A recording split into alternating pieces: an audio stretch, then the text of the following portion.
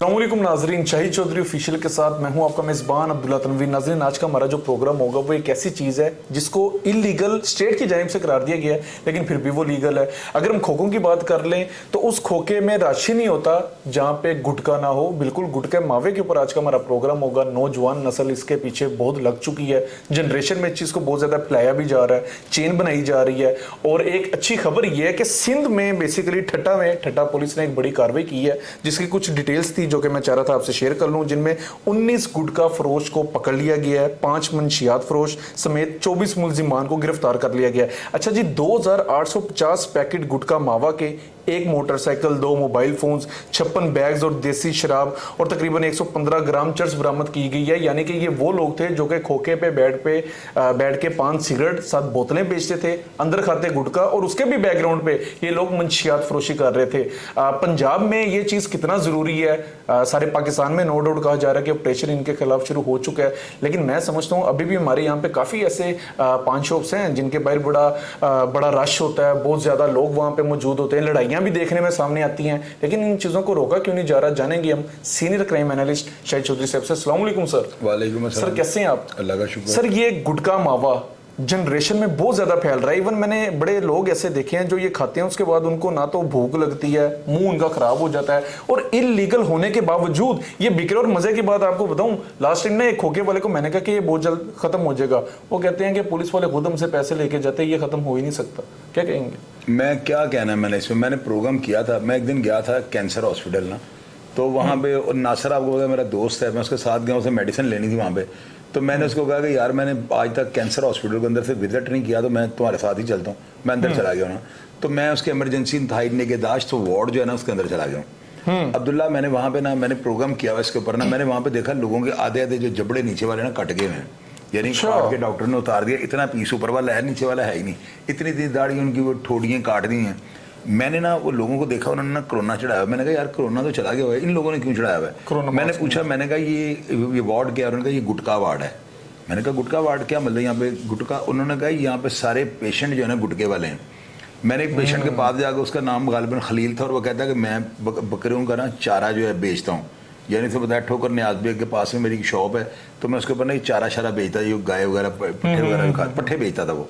मैंने उसको कहा, वो मुझसे बोला नहीं जा रहा था। अब उसका नीचे वाली जो तालू, ये जो चीज़ है ना तालू था, लेकिन नीचे वाला पीस था नहीं। मैंने उसको कहा, मैंने उससे सवाल किया, मैंने कहा जी आप, पता तो मुझे लग गया कि गुटके वाला काम है। मैंने कहा इसे नीचे करें। अब्दुल्ला उसने नीचे किया ना, खुदा की कसम उसका इतना पीस नहीं था। तो मैं पहले तो डर गया, फिर मैं उनसे रिकॉर्डिंग कर रहा था। मैंने उससे पूछा कि भाई ये क्या हुआ है?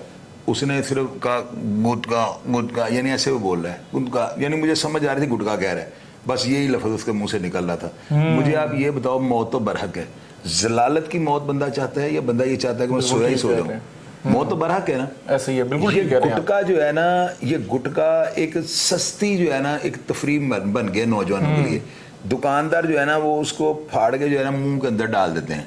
अब मुंह के अंदर डाली हुई चीज़ को पुलिस वाले कैसे पकड़ के उसको, एक तो ये, दूसरा ये जितना भी गुटखा बिक रहा है ना 50-50 एक ड्रामा लगता था। उसके अंदर ना वो एक बंदा जो है ना, वो उसके पास कोई गलत चीज़ होती है, पता नहीं कोई 2 नंबर, उसको पुलिस वाले पकड़ लेते हैं, छोटी सी चीज़ को होती है, मंशिया कुछ चीज़ लगा लें।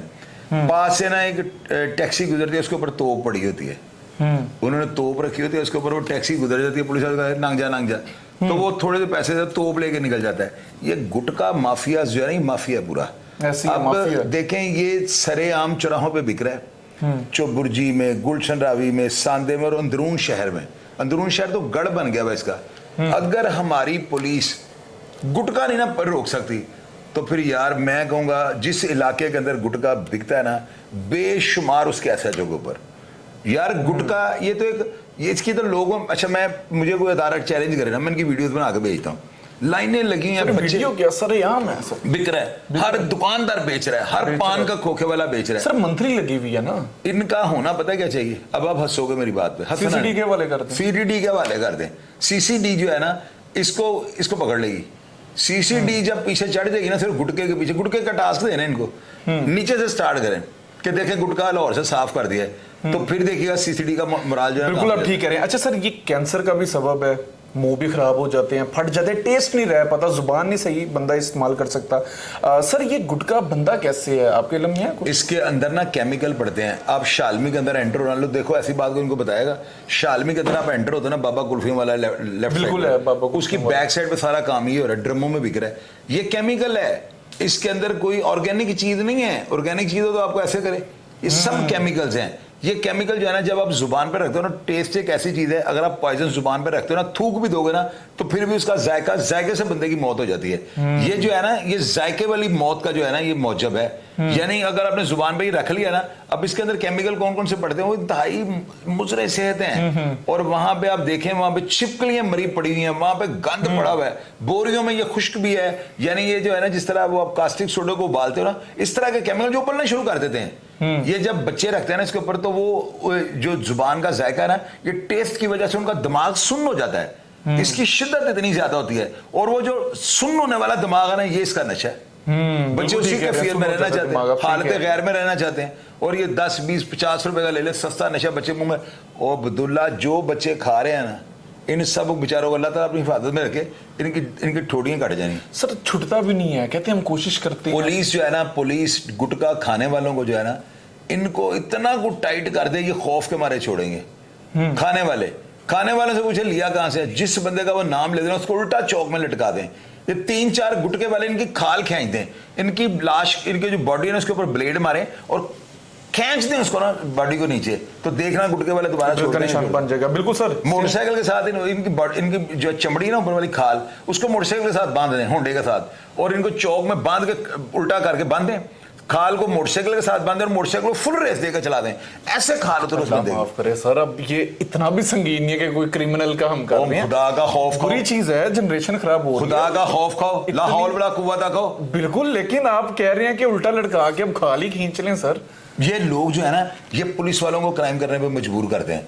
पुलिस वाले ये देखते हैं यार ये खाने वाली चीज है, उनको ये नहीं पता इसके अंदर है क्या, ये जहर है। जहर बिक रहा है माशरे में, बिक रहा है। एक बंदा जहर बेच रहा है, बच्चों को बेच रहा है। आप अंडे भरते हो ना, आप कहो ना मैं कोई गिला नहीं करूँ, आप बादशाह बच्चे हो, तो अगर कोई बच्चा 15, 14, 12, 13 साल का खा रहा है, उसको पता है वो क्या खा रहा है। लम्बे फिक्री है, लेकिन सजा कोई और बता दें। अच्छा ये बता देता हूँ, उसको पेट्रोल डाल के चला दें। अल्लाह माफ करे सर, आपसे तो मतलब मैं कोई बात भी शेयर करूं, आप उसका ऐसी है, आप एक सजा बता देते हैं नाजरीन को, मैं खुद और ये सजाए मौत वाले मुजरम नहीं है, इनको 6-6 साल जिंदा रखना है, ये कुत्ते की मौत इनको मार दें। और ये नेशन खराब कर रहे हैं, ये हमारे बच्चों को गुटके पे लगा रहे हैं, नशे पे लगा रहे हैं। गुटके वाला बच्चा आइस पे पीट जाता है, और आइस वाला बच्चा कत्लो गारत पे जाता है। ये जराइम पेशा पैदा कर रहे हैं, ये नर्सरी है जराइम की। यानी कि इनको जेलों में नहीं रखना और नहीं जेलों में नहीं रखना चाहिए, नो नेवर। कुत्ते की मौत इनको मारे, चमड़ियां खींचे इनकी। एक जज साहब ने हमारे एक साबका चीफ ऑफ आर्मी साहब की पनिशमेंट उनको पता क्या दी सजा, कि इनकी लाश को भी घसीटे। ये वो उनके खिलाफ ना ये बात करता, किसी और के खिलाफ करता, किसी हाई प्रोफाइल क्रिमिनल के खिलाफ, तो मैंने अप्रिशिएट करना था। लेकिन उन्होंने कहा था इसकी लाश को भी बाद में रस्सियों के साथ बांध के सड़कों पर घुमाया जाए। तो ये चीजें वो होती हैं जो देखो, जराइम पेशा का हौसला पस्त होगा ना जुर्म करने से बात है। ठीक कह रहे हैं, लेकिन ये इतनी संगीन नोयत है, लेकिन इस किस्म की ये चीज नहीं है कि अल्लाह माफ करे सर हम अब चमड़ियां खींचने लग जाए। पता है क्या होता है, इनको ना एज होता है कि पुलिस पैसे ले लेती है। ये पैसे पुलिस वाले भी वो बेगैरत तरीन है जो गुटके के पैसे लेते हैं। ये आप गुटका खाने वाले की बात करेंगे, बेचने वाले की चमड़ी उतारे। खाने वाला जो है ना, वो ज्यादा मुजरम है कि वो मुखबरी इसकी क्यों नहीं करता, वो थाने जाके नहीं बताता जहर बेच रहा है, वो नशे पे लग चुका हुआ है। ये जो बेचने वाले ना, ये तो गढ़ है ना। अब्दुल्ला 2-3 गुटके वालों को कुत्ते की मौत मारे ना, इनके ऊपर चलो ना कुत्ते की मौत मार रहे हैं, 2-2 किलो पाउडर डाल दें, हेरोइन डालें, 5-5, 10-10 साल के लिए अंदर जाएं। जो बदनाम है ना, जिस गुटके वाले का पता है कि ये बदनाम है, उस पी बीपे लग रही है ऊपर। पता नहीं क्या राय है। अब मैं अपनी राय दूं, पुलिस मुतहरिक हो जाए, पुलिस पैसा लेना छोड़ दे, हमें जरूरत ही नहीं पड़ेगी ना किसी की लाश घसीटने की, ना कुछ करने की। जब एक निजाम बड़ा सख्त हो जाएगा सर, लोग वैसे ही छोड़ देंगे डर के मारे। ये चाहिए ना, देखो मेरी सर्कल के जो डीएसपी है ना, उनको ये चाहिए कि अपने सर्कल में वॉच करें। जो गुटखा बेच रहे हैं ना, अगर एसएचओ साथ मुलव्वस नहीं भी है ना, वो यानी कि श्योर रहता है कि एसएचओ साथ मुलव्वस नहीं है, फिर भी एसएचओ के खिलाफ कार्रवाई अमल में लाई जाए कि तुम्हारे इलाके में ये काम हो रहा है, बनता है यार गुटके बंद करें। ये तो एक सरेआम में काम हो रहा है, इसको क्यों नहीं रोक रहे?